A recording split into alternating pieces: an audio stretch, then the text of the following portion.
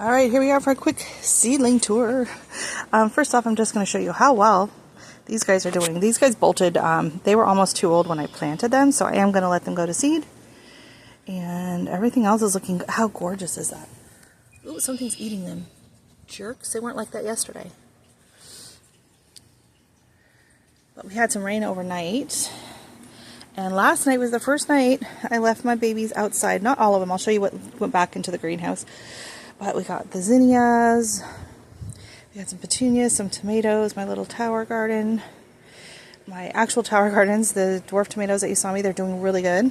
I did buy these the other day, so these need to get potted up so they can start growing bigger. These are the shishito peppers, which I've struggled to get seeds for, so I just bought them. Very excited about this. This is Dicandra Silver Falls. I finally found one. I bought that yesterday. But then I have my cardoon.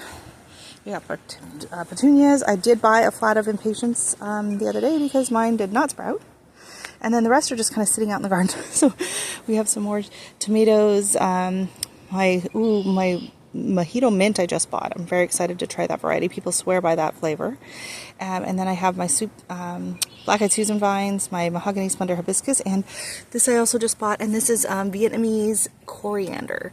But it had a little bit of a coriander. I don't know. It's hard to describe, but it's a little bit more like I would have guessed it was some kind of a basil or something. And then this tray here with all my cannas that I started from seed. More of the mahogany splendor hibiscus that are doing really good. I did buy this the other day because, come on. How gorgeous is this hibiscus?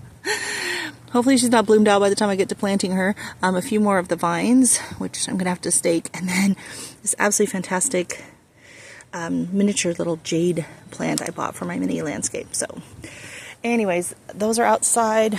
These spent the night outside and looked just fine. My coleus, last night I only got down to 57, I think, which is 13 Celsius. So that's why I was like, you know what, I'm not going to go through all the work of pulling them in and out. But I did keep these guys inside. I'm going to have to water them. Because the trays that they're in, unless they're on a slope, like the ones up on the hill, you saw they were on an angle, they won't drain properly. So it's the only downside with the soil blocks, is sometimes it's harder to harden them off or leave them out in the rain because of the trays. Especially this bucket, like that would just, they would be so swamped.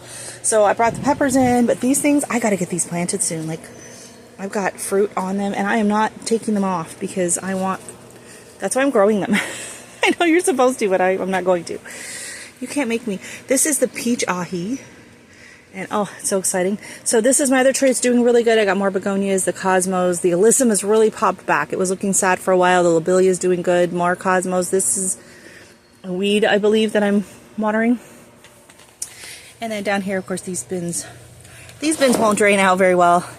And I got a 4 o'clock that's self-seeded. Oh, and I think I got another one there because they did grow next to the, oh, and then my geraniums. Look at how good those are. Some bird pooped on them, though. I'm a little mad about that.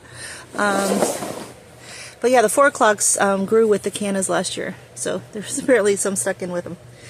So we got that, and then over here I have another tray of petunias, and then these tomatoes. I didn't know how hard it was going to rain last night, and I did not want these babies to get pelted if we got a lot of rain. And they did got some bird poop on them as well. Here's my tray of seeds that I just started recently. So these are like all the zucchinis.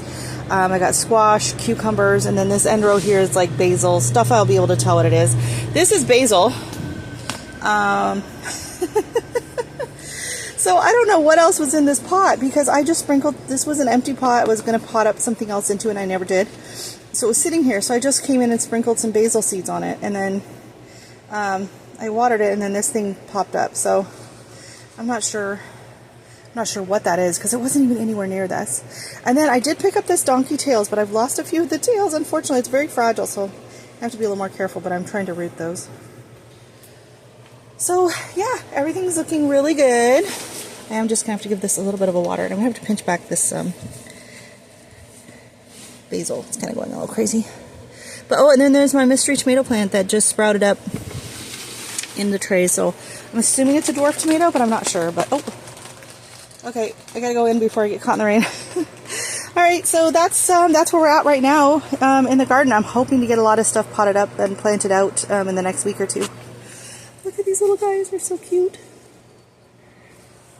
All right, smash that like button and I'll see you in the next video. Bye.